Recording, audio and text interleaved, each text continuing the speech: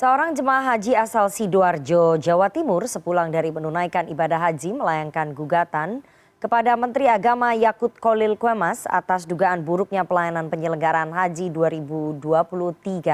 Jemaah haji tersebut menuntut Menak Yakut memberikan ganti rugi sebesar lebih dari 1,1 miliar rupiah. Kita akan membahasnya dengan jemaah haji penggugat Menteri Agama Prayitno. Selamat sore Pak Prayitno.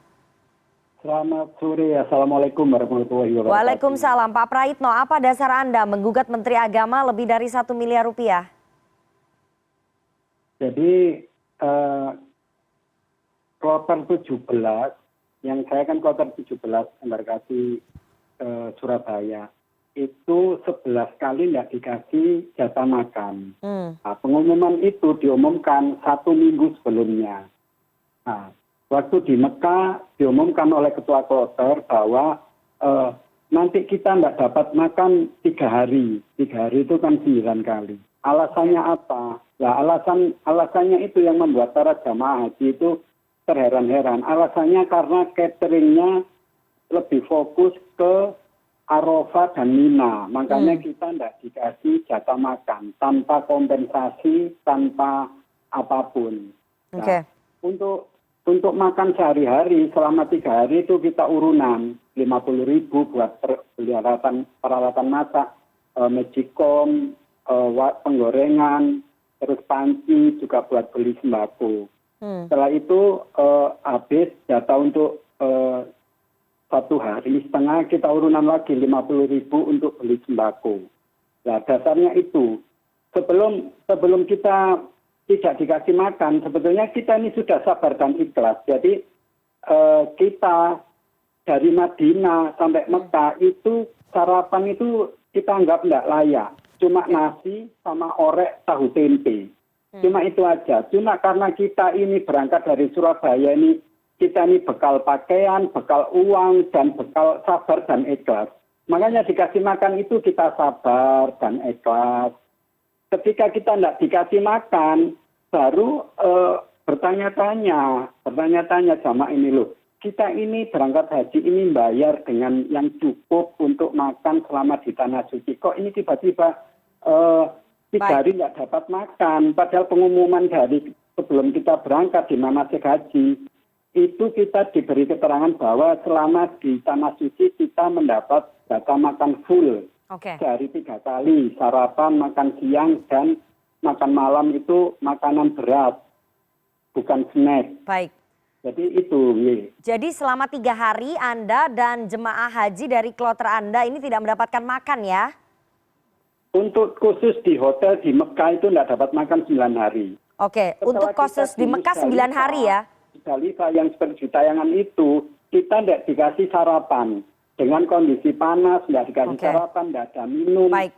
Baru sampai Mina siang, kita tidak dapat makan siang. Kita dapatnya makan malam yang diserahkan jam 5 sore. Jadi di jamaah haji itu jatah makan sore itu bisa diambil jam 5 siang.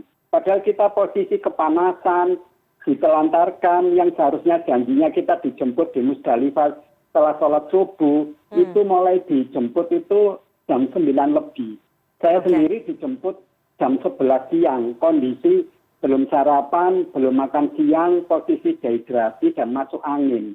Jadi saya di sini sebagai korban juga, bukan kita melihat para manula jatuh, pingsan, diinfus, enggak, saya korban juga. Jadi makanya di mass media banyak foto saya beredar, saya kondisi kurus, terus hitam, dehidrasi kan kelihatan. Saya sekarang sudah kembali lagi pulih setelah 1 bulan kembali ke tanah air. Baik, Pak Prayitno, apa saja isi gugatan Anda kepada Kementerian Agama? Bisa dibeberkan? Jadi gugatan ini saya daftarkan Senin 14 Agustus ya, tentang perbuatan melawan hukum. Ini berarti gugatan perdata ya Pak Prayitno ya? Iya, sudah saya daftarkan Senin kemarin, perbuatan melawan hukum. Nah, siapa-siapa yang tergugat 1, Kemenak Kabupaten Sidoarjo, karena Kemenak Kabupaten Sidoarjo ini yang mengurusi pemberangkatan jamaah haji sampai ke Tanah Suci dan penjemputan jamaah haji kembali ke tanah air. 2, Kemenak Provinsi Jawa Timur sebagai koordinator kabupaten kota yang ada di Jawa Timur terkait pemberangkatan dan kepulangan haji. Tergugat 3, Kemenak RI atau Menteri Agama Republik Indonesia. Karena Menteri Agama adalah pihak yang paling bertanggung jawab tentang keberadaan jamaah haji ketika di Tanah Suci. Baik dari segi makanan, penginapan, transportasi, dan keamanan. Oke. Dan saya hanya menggugat 150 juta terkait kerugian material dan kerugian imaterial 1M. Terkait 11 kali tidak dikasih makan dan ditelantarkan ketika di Musdalifah sampai terjadinya dehidrasi dan banyaknya jamaah yang pingsan. Begitu, Mbak. Oke, baik. Apakah sudah ada tanggapan dari Kementerian Agama atas gugatan Anda ini?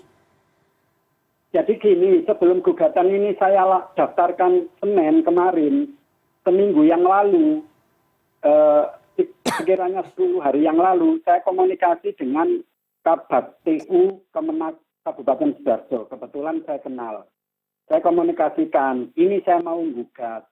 Intinya saya cuma mau kompensasi. Akhirnya saya Selasa minggu kemarin, saya diundang.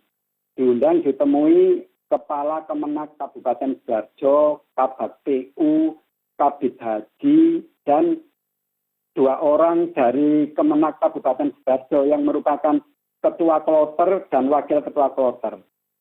Di pertemuan itu saya beberkan kejadian kenapa kok saya sampai menggugat yang 3 hari plus 2, jadi 11 kali tidak dapat makan, ditelantarkan di Musdalifah. Ini Pak, saksinya beliau berdua, ini ketua kloter dan wakil ketua kloter saya. 2 orang itu cuma ngangguk-ngangguk, membenarkan pernyataan saya. Ketika itu tidak terjadi di Tanah Suci, pastilah ketua kloter ini memprotes. Baik. Tidak gitu Pak, kejadian tidak gitu. 2 orang ini mengangguk-ngangguk membenarkan apa yang saya ceritakan.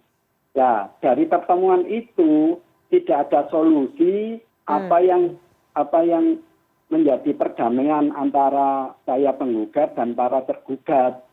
Akhirnya sampai Jumat saya konfirmasi lagi, mohon maaf Pak, ini kalau tidak ada solusi terkait perdamaian, hari Senin saya daftarkan gugatan di Pengadilan Negeri Sidoarjo. Baik, makanya jangan, Pak Praitno. Jangan sangat terpaksa sekali saya mendaftarkan gugatan itu di Senin pagi kemarin. Gitu, Oke, kita lihat nanti bagaimana bergulirnya ya gugatan Anda di pengadilan dan bagaimana respon dari Kementerian Agama atas gugatan dari Pak Praitno selaku jemaah haji kloter 17 Jawa Timur begitu ya. Terima kasih sekali Pak Praitno atas waktunya kepada CNN Indonesia Newsroom pada sore hari ini. Sehat selalu. Dari CNN, saya berharap gugatan ini selesai perdamaian. Jadi kan masih tidak menutup kemungkinan terjadi perdamaian. Sidang pertama nanti 5 September. Jadi saya masih membuka kesempatan untuk perdamaian. Baik. Terima kasih Mbak. Terima kasih.